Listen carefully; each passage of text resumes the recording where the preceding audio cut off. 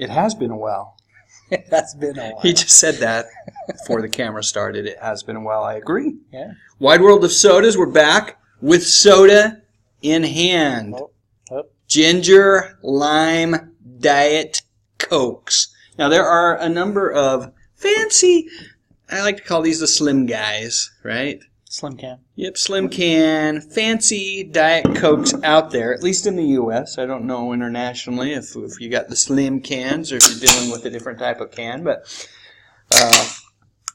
I will say I've had the ginger lime as opposed to the blood orange, the feisty cherry, and I've already told you I can't remember.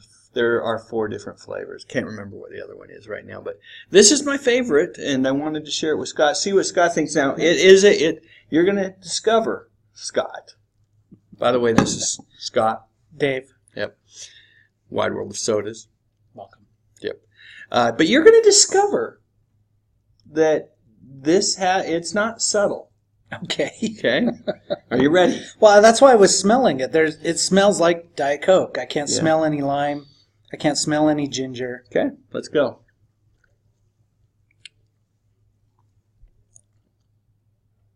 Are you sure it's not subtle? What do you think? It tastes like Diet Coke. Does it taste like you can't taste the ginger or the lime in that? To me, it feels like ginger ale. It's a little bit of lime and a little bit of Diet Coke. Yeah, you're right. It's not. Think about it. Can you taste the ginger ale in it? Yes. Yes, I can. So for you, more subtle, though. I have my regular Diet Coke. Oh, yes. Much different. Big difference, huh? Big difference. Yeah. So anyway, it's not bad. No. I like it. I'll have to I see will what the not. ginger does to my tongue. I think they actually have this in the normal size cans in the 12-pack, and that's how if I want a ginger lime Diet Coke, I will be buying in the future. It feels a little silly to be paying $1 a can for a slim can. For a slim can when it's the same exact ounces. This is truly a case where it's marketing, kind of trying to get a few extra pennies. There you go. Topic today, aside from the sodas. Aside from the sodas, which is good. Yeah. I'll have to try the others just for... I think we should shout out to your daughter, Emily. Oh, hi, Emily. Emily, hey, congratulations. I am so excited for you guys. That is incredible. Brand new little rugrat. Yeah, Grandpa. Yep. Well, and let's not pretend this is the first time you've been a grandpa. No, this is the second. Yeah. You're an experienced grandpa at this point. Sure, okay. And although we're the same age, I'm praying, Spencer David, that we are a ways away from grandpahood. I'm just saying. Anyway. I can pray something else. Yeah. Okay, so topic today. REO Speedwagon. Yeah. So, love the Speedwagon. You know what? I am a big fan. Yeah. And we were talking earlier, they do have their own sound. Yes. It's very easy to pick them out. And, similar to other groups, as soon as you hear them come on the radio or whatever on your, shuffled playlist, you know right away who it is. Right. It's that signature, and I don't know if he was the guitarist on the very first album, but he was pretty early on with the band. Gary Richrath is their guitarist, and he has this signature kind of wailing sound. Also, he plays some nice crunchy riffs along with, but there's that wailing sound that it just kind of became an REO staple on so many of the songs, and even the slow songs, you'd have that guitar in there, just really making it something more than your typical soft rock ballad. Yes. As a matter of fact, so memories for me as I think about first REO songs, definitely the ones that I was in high school when High Infidelity came out. Yeah. I don't know if that was probably roughly for you. That was it for me too. I mean, I know they were around earlier, but I don't remember hearing about them or even knowing any of their songs prior to High Infidelity. High Infidelity was my introduction to REO. Mm-hmm. I was a high school kid, so I was just listening to what was on the radio, right? And so at that point, you don't have the internet to go dig deep. And we were relying on radio to introduce us to bands. Yeah, and even though Speedwagon had been around for years, right? Mid-70s? Well, I think even earlier? They came into play in the late 60s, but I don't remember any of their stuff prior Right. to 1980. Right. So High Infidelity comes out. Monster album. I think there were 4 singles on it. Heard it from a friend. Yeah. What's that song called? Take It on the Run. Take It on the Run. You take it on the run, baby. Right. That is, of course, the one to me that just like the hit of all of the hits on the album, but there were others as well. 4 singles and just instant credibility. Yes. And it was at that point that I think me and my buddies, we started listening to Speedwagon, started going back, and you mentioned the classic album. Fish. Oh, you can tune a piano, but you can't tune a fish. That's right. Classic Speedwagon album. Roll with the Changes, I think, was on that album. It was, yeah. Sorry, I had to refer to my notes here, but Roll with the Changes is on there, and Time for Me to Fly. Right, 2 great songs. How come we didn't hear that before? I know. High Infidelity comes out, but none of us had.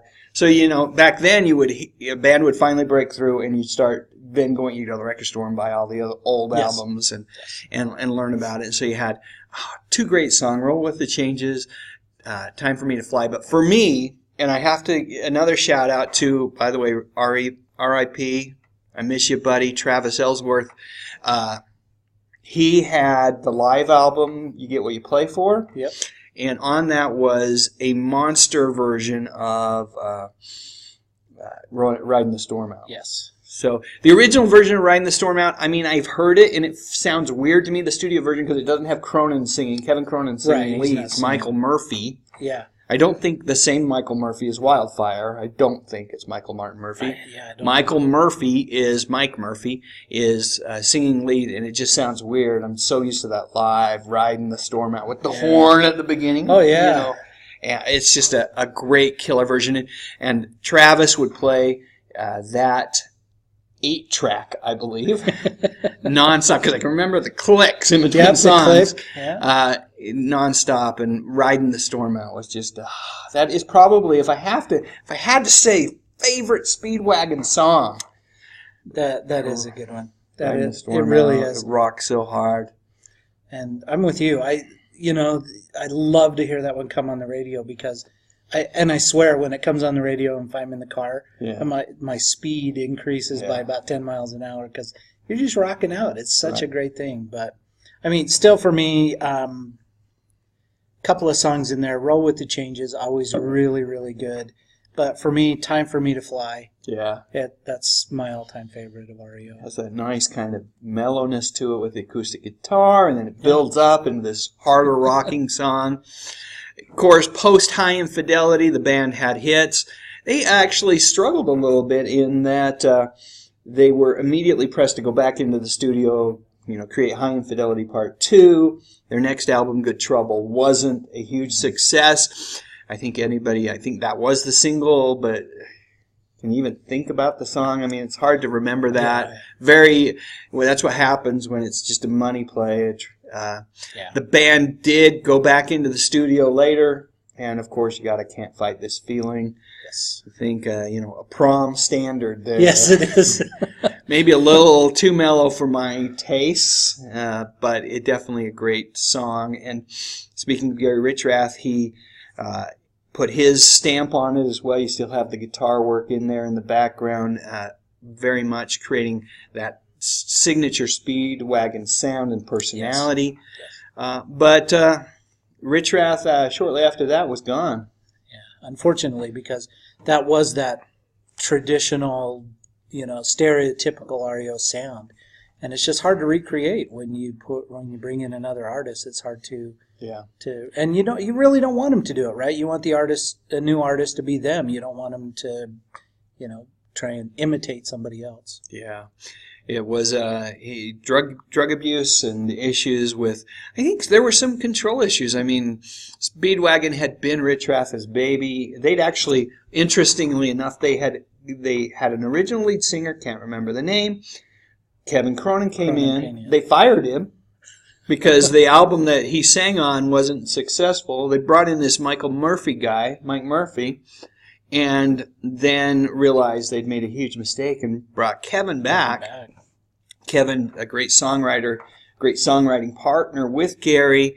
But as time went on, relationship, the control and the ability to kind of take the band in a particular direction. Kevin got more control, Gary got less, and ultimately that, coupled with just hard rock and roll living. Yep.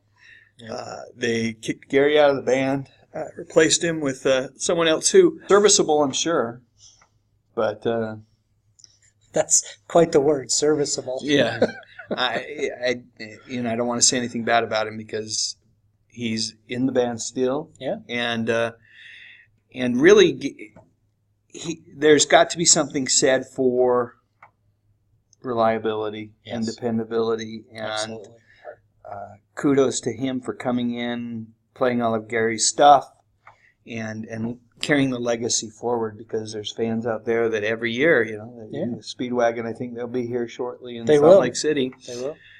They go out and they play for their fans, and we love to hear the songs. It's good stuff. Good times going to those concerts. Absolutely. So that's the Speedwagon story. All-time favorite song? Where'd you land? Is it Roll With The Changes? Time for Me to Fly. Time for Me to Fly. All-time favorite, Riding the Storm Out. But I got to say, Take It On The Run's a pretty cool song, too. There's plenty to choose from. So tell us your favorite. We'd like to know. Let us know in the comments section.